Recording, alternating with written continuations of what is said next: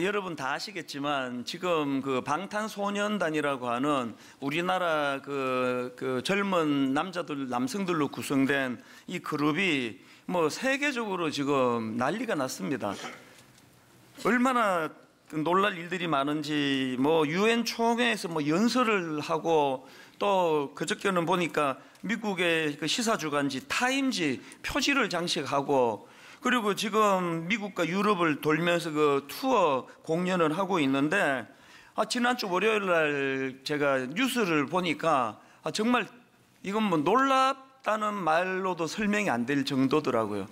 뉴욕의 또 그 장소 대여는 그냥 미국 가수도 아무나 빌려주는 데가 아니래요. 그러니까 아주 톱 가수들만 그 쓸 수 있는 그 장소에서 4만 명이 모였는데요. 정말 제가 놀랐던 게 그 미국의 젊은 사람들이 그 공연을 앞에서 이제 보려고 일주일 전부터 그 주차장에다 텐트를 치고 그렇게 이게 완전 노숙 생활이에요. 일주일을 그렇게 지내면서 앞쪽으로 가서 이제 그 공연을 봐야 되겠다고 그래서 그 주차장이 거대한 그 텐트 촌이 됐다고 그 화면을 비춰주는데 그 과장이 아닙니다. 이야, 이게 우리나라의 그 노래하는 그룹이 어떻게 이런 놀라운 결과를 가져다 줬을까? 그게 너무 놀라워가지고 제가 그 뉴스를 보고 흥미가 생겨서 검색을 해봤습니다. 이 방탄소년단의 열기가 이게 도대체 어디서 기인하는 것인가? 그랬더니 그 꽤 많은 사람들이 또 청소년들이 그 말하기를 자기는 방탄소년단의 노래를 들으며 엄청나게 위로를 받았다는 거예요. 그 뉴스에도 그 미국의 10대 청소년 아이가 인터뷰를 하는데 얼마나 그 방탄소년단에게 고마워하고 그 마음에 그 치료와 또 힐링 그 위로를 얻고 또 치료를 받았다 그런 요지로 인터뷰하는 걸 제가 들었는데요. 또 그런가 하면은 그때 제가 이 방탄소년단하고 검색을 하다가 보니까 지금 미국의 젊은 그 미국 엄마가 방탄소년단에게 감사하다고 보낸 편지가 지금 회자가 되고 있는데요. 그 내용을 다룬 기사가 제목이 이랬습니다. 감사합니다 방탄소년단, 음악이 선물한 위로 자폐증 아들 둔 엄마의 고백. 그 내용을 보니까 이분의 자폐증 아들이 방탄소년단의 그 아이들의 그 그룹의 노래로 말미암아 그 정서적으로 많이 안정이 되고 또 많은 위로를 받고 많은 부분에서 지금 좋아지고 있다는 겁니다. 그게 너무 고마워가지고 그렇게 감사의 편지를 보낸 것이 이제 그 기사로 나는 걸 봤습니다. 그 이분 말고도 뭐 하여튼 이구동성으로 그래서 그 4만 명이 뉴욕에서 공연을 하는데 세상에 한국말로 미국 사람들이 떼창이라 그러죠. 이런 일들이 막 일어났다는 겁니다. 뭐 어떤 위로가 그 가사에 담겨 있길래 이렇게까지 열광을 하는가 하다가 불쑥 든 생각이 나도 좀 위로 좀 받았으면 좋겠다. 그래서 제가 이제 저도 위로를 받으려고 유튜브에 들어가서 보니까 또 고맙게도 또 이제 그 위로를 받고 싶을 때 들으면 좋은 곡 그럼 또 분류를 해놨더라고요. 그걸 찾아가지고 제가 이제 위로를 좀 받고 싶어서 유튜브에서 저도 들어봤습니다. 한창 듣고 있는데 우리 집사람이 오더니 뭐 하세요? 그래서 나 지금 위로 받으려니까 나 지금 위로를 받고 싶어서 듣는다 그러니까 자리를 비켜주더라고요. 그래서 제가 그냥 이게 또 위로 받고 싶을 때 듣는 곡이라 그래서 들었는데 하나도 위로가 안 되고 오히려 마음에 상처가 커졌습니다. 우선 위로받고 싶은데 가사가 귀에 하나도 안 들어와요.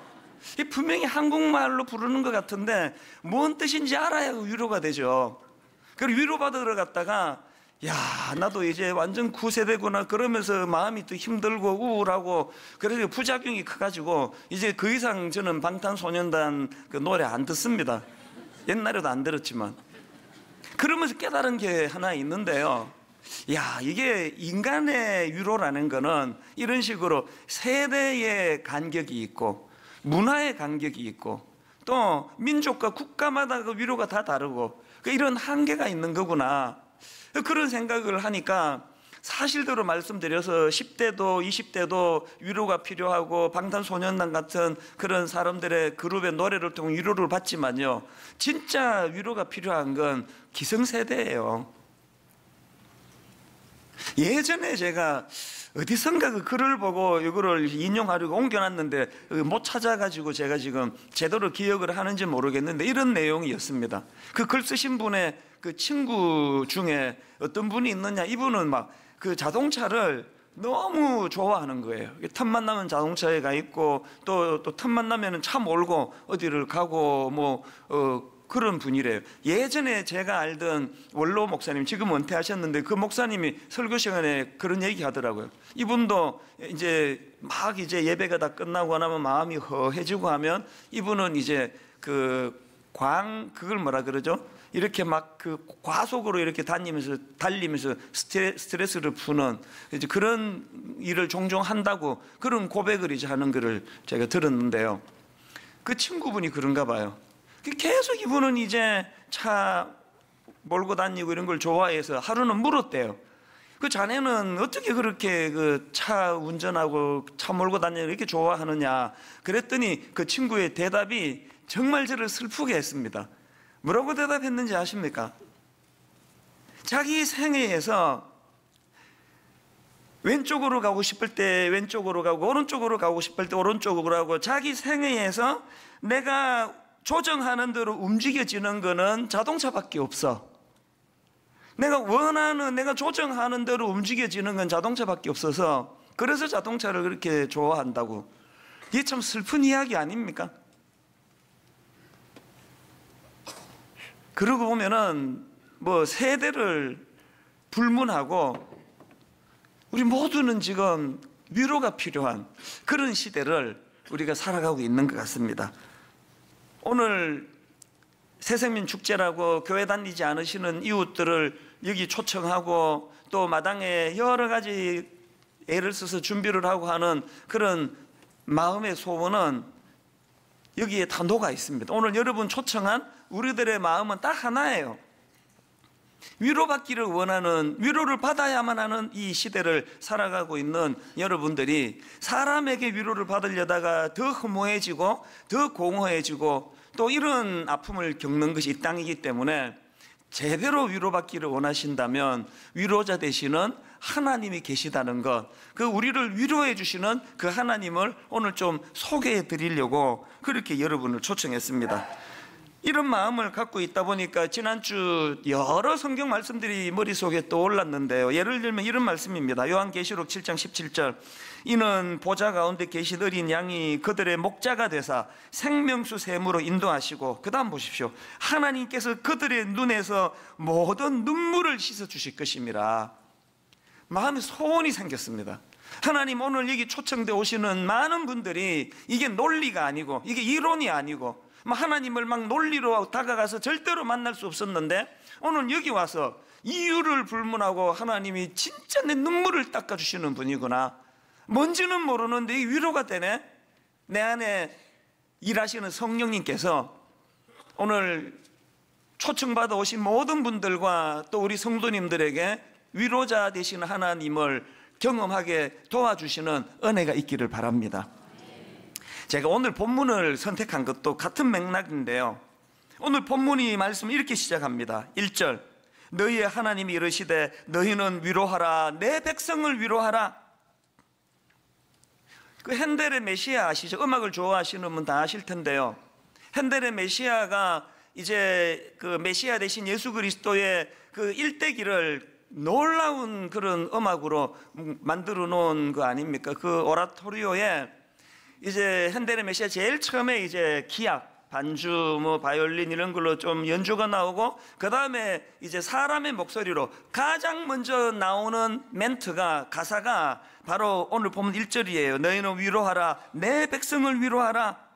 뭐로 의미할까요? 지금 메시아 되시는 예수 그리스도에 대하여 소개할 것도 많고 노래할 것도 많고 의미를 부여할 것도 많은데 그 모든 의미 부여의 첫 관문이 위로자 되시는 주님이라는 거예요. 내 백성을 위로하라. 너희는 내 백성을 위로하라. 그렇게 그 현대의 메시아가 시작이 된다는 것입니다. 그러고 보면 우리 하나님은 많은 그분의 속성 중에 우리를 위로해 주시는 하나님이세요. 고린도후서 1장 3절 4절 찬송하리로다. 그는 우리 주 예수 그리스도의 하나님이시요 자비의 아버지시요 모든 위로의 하나님이시며 우리의 모든 환난 중에서 우리를 위로하사 우리로 하여금 하나님께 받는 위로로서 모든 환난 중에 있는 자들을 어떻게 하신다고요? 능히 위로하게 하시는 이시로다. 뭐 계속 제가 강조하고 또 강조하지만 저는 오늘 여기 초청돼 오신 우리 이웃분들과 우리 성도님들이 바로 이 능히 우리를 위로하게 하시는 이시로다 하는 이 하나님을 경험하는 그런 예배가 되기를 바랍니다. 사실 여러분, 하나님이 우리를 어떻게 인식하는가는 마태복음 11장 28절에 고스란히 담겨 있습니다. 수고하고 무거운 짐진 자들아 다 내게로 오라. 내가 너희를 쉬게 하리라.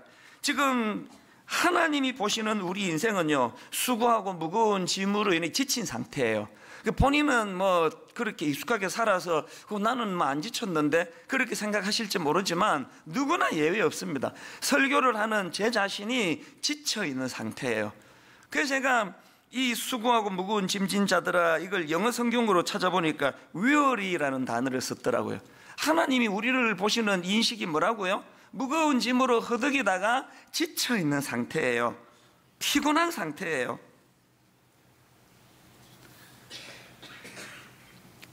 이런 자들을 주님이 초청하시는 거예요. 다 내게로 오라. 왜 초청하신다고요? 쉬게 해주시려고. 내가 너희를 쉬게 하리라. 근데 여러분, 여기서 한 가지 기억하셔야 될 게 있는데요, 하나님은 이렇게 우리의 위로자가 되시는데요, 뭐가 중요하냐? 하나님이 우리에게 위로자가 되시는데 그때 주시는 하나님의 위로는 우리가 좋아하는 가수 노래 듣고 약간 가슴이 설레고 뭐 조금 뭐 그냥 울컥하고 그런 차원의 위로가 아니에요. 하나님의 위로는 이런 그 노래 한 곡 듣고 마음 푸는 차원의 일시적인 위로가 아니고요. 어떤 위로자 되시느냐?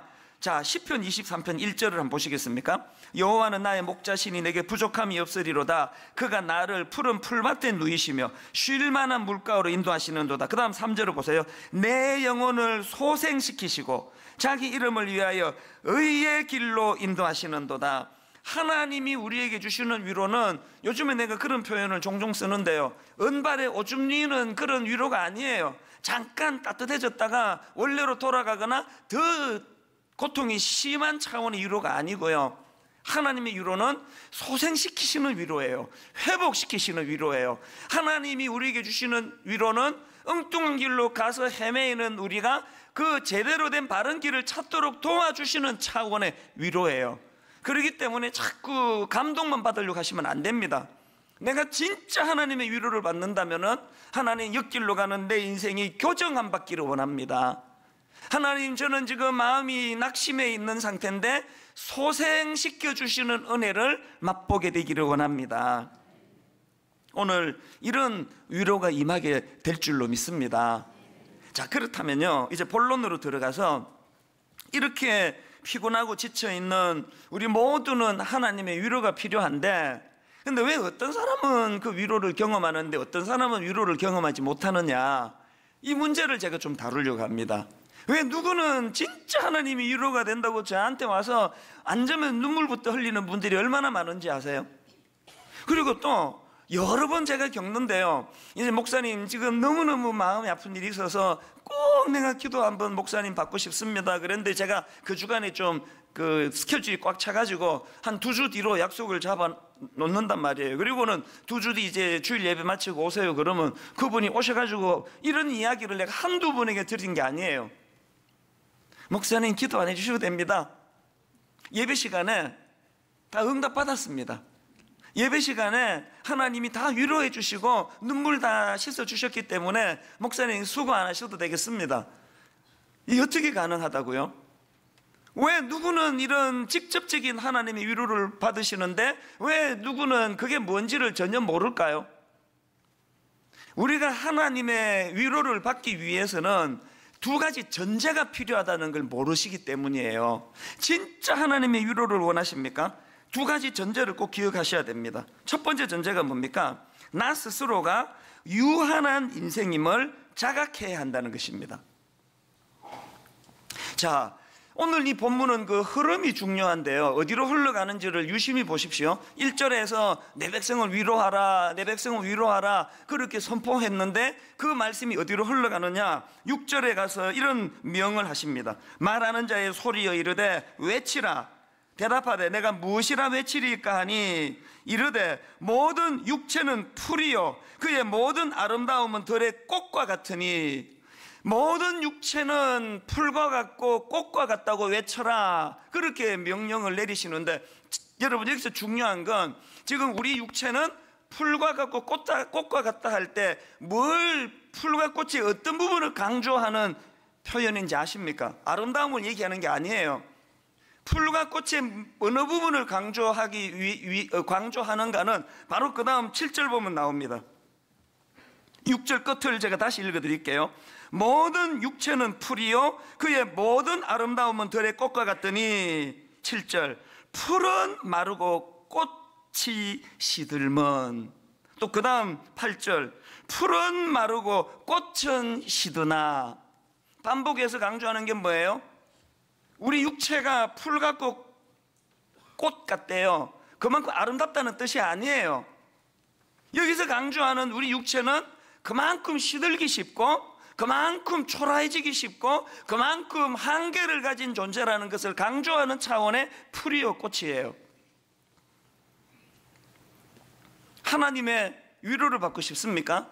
내가 이런 마르기 쉬운 풀 같고 시들기 쉬운 꽃 같은 존재라는 사실을 인식하는 것, 이게 첫 번째 전제입니다. 그러고 보면요, 성경에는 이런 메시지가 생각보다 얼마나 많은지 모릅니다. 자, 야고보서 4장 14절을 보십시오.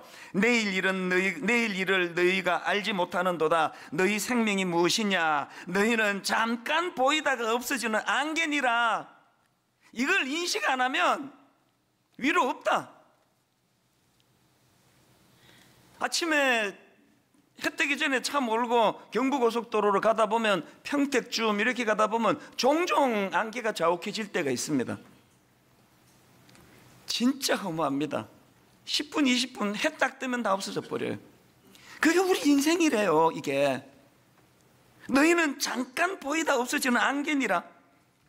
제가 그런 안개를 볼 때마다 마음으로 자각하게 되는 게 이 말씀이에요. 뭐 교회 좀 커졌다고, 뭐 사람 좀 많이 모인다고, 그건 제 안에 뭐 얼마나 이 죄성으로 인한 그 유치한 교만이 꿈틀거리겠습니까? 이렇게 뭐 좀 우쭐해지면은 이건 뭐 그냥 뭐 조금 뭐 화려한 안개나 조금 부실한 안개나 다 같이 없어질 건데. 시편 39편 5절도 마찬가지예요. 주께서 나의 날을 한 뼘 길이만큼 되게 하사 나의 일생이 주 앞에 없는 것 같사오니, 사람은 그가 든든히 서 있을 때에도 진실로 모두가 허사뿐이니이다. 뭐 좀 갖춘 거 있다고 허세 부릴 필요 없고요. 한 뼘 주제에 뭐 그거 뭐 또 뭐 좀 사업이 잘 안 되고 이래가지고 또 너무 기죽을 필요도 없고, 뭐 다 거기서 거기 한 뼘 안이에요. 한 뼘만. 역대상 29장 15절도 똑같은 내용입니다. 우리는 우리 조상들과 같이 주님 앞에서 이방 나그네와 거류민들이라 세상에 있는 날이 그림자 같아서 희망이 없나이다. 그래서 시들어버리기 쉬운 풀과 같고 시들어버리기 쉬운 꽃과 같은 존재임을 선포하라는 거예요. 그걸 자꾸 우리가 되뇌이는 거예요. 여러분, 성경이 왜 이렇게 인간의 연약함을 이렇게 집요하게 강조하는지 아시겠죠? 하나님이 우리의 약점을 후벼 파가지고 그냥 우리를 열등감의 구덩이로 집어넣으려고 그러시는 게 아니에요. 내 연약함을 내 힘으로, 저는요 그 프로야구가 참 의미가 있다고 생각을 해요. 프로야구가 9회까지라는 게 의미가 있습니다. 아무리 무쇠팔이라 해도요 1회부터 9회까지 다 던지는 투수는 이게 뭐 1년에 한두 번 있을까 말까. 그 야구에서 이기기 위해서는 한 6회 정도 되면은 먼저 던진 사람은 승리 투수가 되는 자격을 갖췄지만 자기가 완성을 못합니다.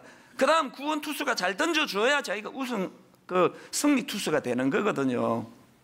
그게 인간이라는 걸 저는 야구 볼 때마다 느껴요. 그래서 우리는 이렇게 한계를 가진 연약한 인생이라는 걸 인식해야 하나님이 보이기 시작하거든요. 그래서 저는 히브리서 4장 16절 말씀을 참 좋아합니다. 그러므로 우리는 긍휼하심을 받고 때를 따라 돕는 은혜를 얻기 위하여 은혜의 보좌 앞에 담대히 나아갈 것이니라. 이게 하나님의 위로를 경험하기 위한 첫 번째 조건이고요. 두 번째 전제 조건이 필요합니다. 내 자신이 그렇게 연약한 자라는 걸 인식하는 것도 중요하지만 그것보다 더 중요한 거, 바로 그 자각을 하나님과의 관계 맺음으로 연결해야 한다는 사실이에요. 본문은 흐름이 중요하다고 말씀드렸죠. 1절에서 너희는 위로하라, 내 백성을 위로하라 이렇게 시작한 말씀이 6절에서 너희 모든 육체는 풀이요 그의 모든 아름다움은 들의 꽃과 같다, 너희들의 한계를 기억해라로 연결이 되고, 그 말씀이 또 어디로 연결되는지 아십니까? 바로 그 말씀이 9절을 한번 보시겠습니까? 9절 세 번역입니다. 좋은 소식을 전하는 시온아, 어서 높은 산으로 올라가거나 아름다운 소식을 전하는 예루살렘아, 너의 목소리를 힘껏 높여라. 두려워하지 말고 소리를 높여라. 유다의 성읍들에게, 그 다음 보세요. 여기에 너희의 하나님이 계신다라고 말하여라. 이 흐름을 아시겠습니까? 하나님의 위로를 누리기 위해서는 나는 풀과 같고 나는 꽃과 같은 존재라는 걸 인식하고 그것으로 그치는 게 아니라 그 내 연약함과 한계를 인식하는 그 자리에서 여기에 도우시는 하나님이 계시다라는 것을 선포하라는 거예요. 내가 이 구절을 보면서 깨달은 진리가 하나 있는데요. 여러분이 이제 그냥 막 젊을 때 자기를 너무 몰라가지고 아무것도 아니면서 막 대단한 것처럼 허세를 부리고 교만하고 그랬다가 나이가 들면서 이제 자기를 안단 말이에요. 이게 내가 사실은 이게 보잘것없는 인생인 걸, 그냥 안개 같은 인생인 걸 내가 그냥 쓸데없이 교만했구나, 이거를 깨달으면, 여러분 잘 들으세요. 그것을 깨닫는 그 순간에 여러분은 두 갈래 길 앞에 서 있는 거예요. 두 갈래 중에 한 길로 가야 돼요. 한 길이 뭐예요? 내버려두면 가는 길? 우울해요. 내가 초라해요. 한심해요. 왜 나이가 들수록 그렇게 불면증이 많습니까? 자기를 자각했기 때문이거든요. 그래서 난 뭔 줄 알았는데, 내 잘난 맛으로 살았는데 어느 날 이 허상이 다 벗겨지고 나니까 너무 초라한 거예요. 우울한 거예요. 여러분, 그 10대 애들보다는 50대 60대가 우울증이 더 많은 이유가 그런 거 아닙니까? 내 자신의 연약함을 발견할 때 내버려두면 가는, 저절로 가는 자동 길이 하나 열려 있는가 하면은, 오늘 하나님 말씀 통해 알 수 있는 길이 뭐예요? 지금이야말로 하나님이 여기 계시다는 것을 발견하게 되는 좋은 기회가 온 거예요. 이 두 갈래 중에 어느 길로 가고 계세요? 여러분이 아시는 그 파스칼, 천재 수학자라고도 알려져 있지만 그 팡세라는 그 책을 통해 주옥 같은 명언을 남긴 분 아닙니까? 인간은 생각하는 갈대다. 초등학생도 알 정도예요. 그런데 여러분, 그 팡세에 보면 여러 명언 중에 이런 명언이 있습니다. 사람이 하나님을 알면서도 자신의 비참함을 모르면 교만해진다. 그 다음 들어보세요. 그러나 자신을 알면서도 하나님을 모르면 절망하게 된다. 그러나 자신을 알면서도 하나님을 모르면 절망하게 된다. 제가 이걸 보면서 목사인 제가 절망하면 이건 범죄예요. 여기 중직자인 여러분이 절망하면 그건 범죄예요. 왜? 뭘 전제하는 거예요? 하나님을 모르고 있다는 것을 드러내는 그 아닙니까? 새가 내 머리 위에 날아다니는 건 저도 어떻게 못합니다. 정직하게 고백하면 절망이 그냥 호흡처럼 다가와요.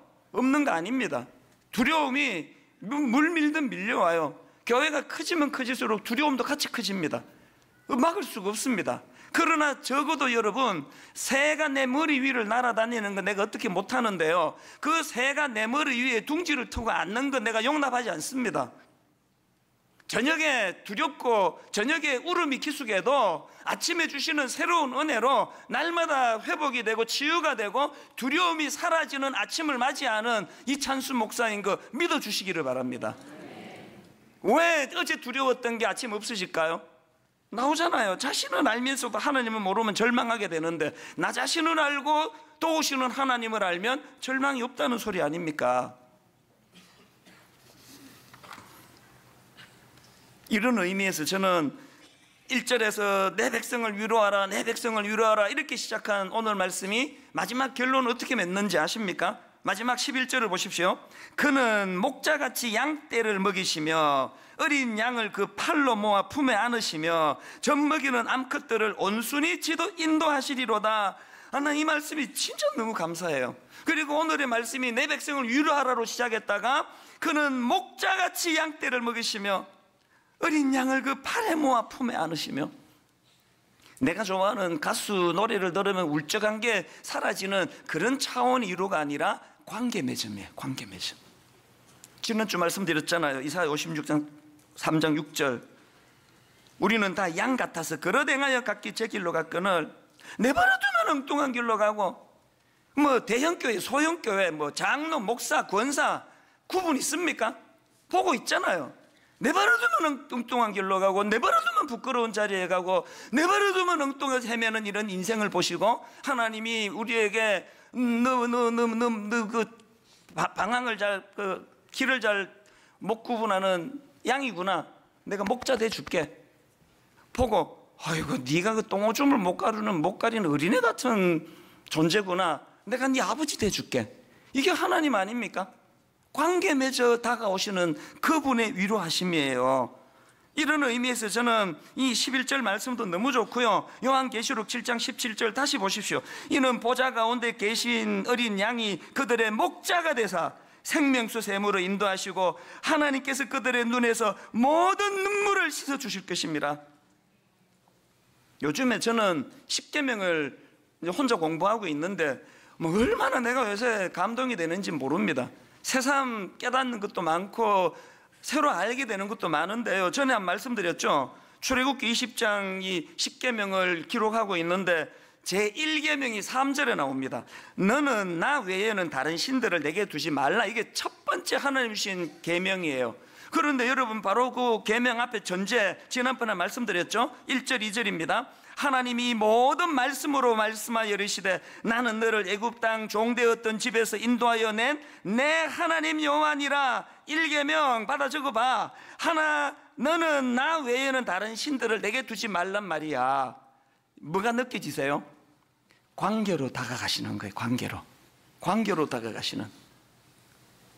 제가 이번에 그 1계명을 공부하다가 너무나 마음에 감동이 되는 게 뭐냐면은 하나님이 너 나 말고 다른 신 두지 마라. 이것의 의미가 너무 내게는 감동인 거예요.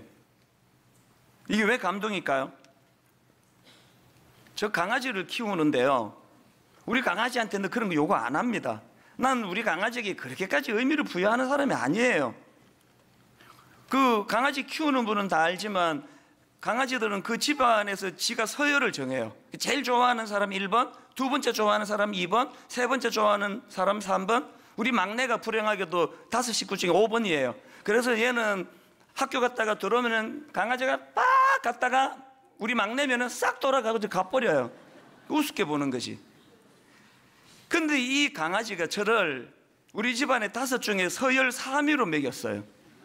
전에는 2위였는데 둘째 딸이 좀 잘해주고 그러니까 이제 서열을 바꿨습니다. 그래가지고요, 제 집사람하고 제 아내하고 우리 둘째 딸이 있으면은요, 이 강아지가 날 사람 취급을 안 해요. 불러도 고개도 안 돌린다니까요. 그러다가 이제 집사람 밖에 나가고 둘째 딸 나가고 저만 남으면 이제 비로소 내가 1인자예요.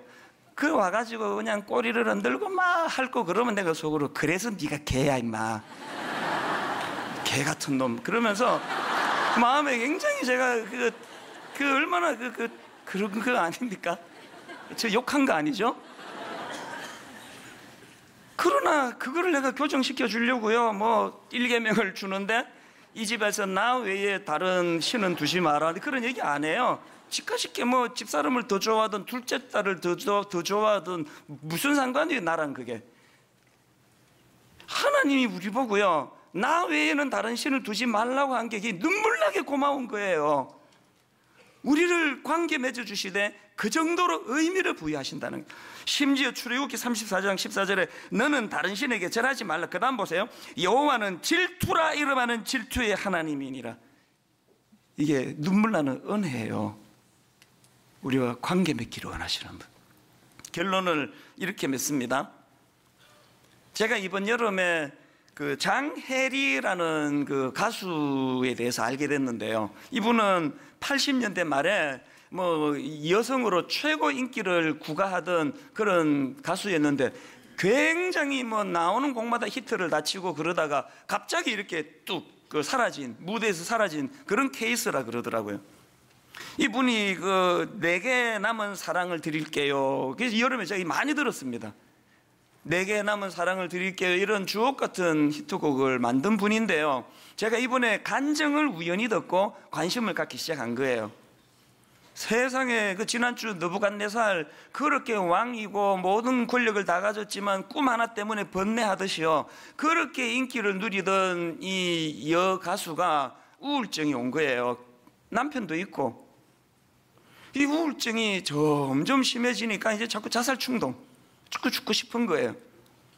이게 심해져가지고 어느 날 이제 결단을 하기로 했대요. 간증의 요지가 그렇습니다. 높은 고층 아파트에 살았는데요. 혼자 있는 집에 창문 열고 이제 발 하나 디디면 끝 아닙니까? 자기는 이제 그 우울증으로 통제가 안 되는 그런 상태로 뛰어내리려고 할 때 이분 표현으로 하나님이 개입을 하시더래요. 하나님이 그것을 막아주시고 간섭해 주셨대. 그래서 못 죽었대요. 이분의 말이 이게 거짓이 아닌 게요. 삶이 증명을 해요. 그러고 나서 지금 이분이 뭐 하는지 아세요? 교도소를 찾아가고 양로원을 찾아가서 복음성가 가수가 됐다. 세상에 그렇게 그냥 수천 명 앞에서 노래 한 곡 부르면 어마어마한 돈을 받고 하던 이분이 그 양로원에 그 할아버지 할머니 몇 분이 계시겠냐고요. 그런 곳에서 노래를 부르는데요. 간증을 하시는데 얼굴이요. 거짓말 아닙니다. 평화 평화로다 하늘 위에서 내려오네. 인간적인 박수를 받을 때는 볼 수 없었던 그 얼굴에 말로도 할 수 없는 평안이 이분에게 꽉 차 있어가지고 제가 꼭 한번 만나봤으면 좋겠어요. 그날 베란다에서 뛰어내리려고 할 때 뭔 일이 일어난 거예요? 하나님이 목자가 되어주신 거거든요. 하나님이 너와 관계 맺고 싶다. 내가 너의 목자가 되기를 원한다. 오늘 예배 가운데 그 장혜리라는 여가수분이 경험했던 그 하나님을 여러분도 경험하게 되시기를 바랍니다. 우리 주 예수 그리스도의 은혜와 하나님 아버지의 다함없는 사랑과 성령님의 감동, 감화, 위로교통 충만하심의 역사가 오늘 주신 말씀 마음에 담고 진정한 위로자 되시는 주님을 바라보며 그분 앞에 겸손히 안개 같은 우리 인생을 시인하며 말라가는 풀 같은 존재, 시들어가는 꽃과 같은 존재로서 자기를 인식하며 하나님 은혜를 구하며 그렇게 기뻐 예배하기를 원하는 모든 주의 자녀들 머리 위에 지금부터 영원토록 함께 하시기를 간절히 축원하옵나이다. 아멘.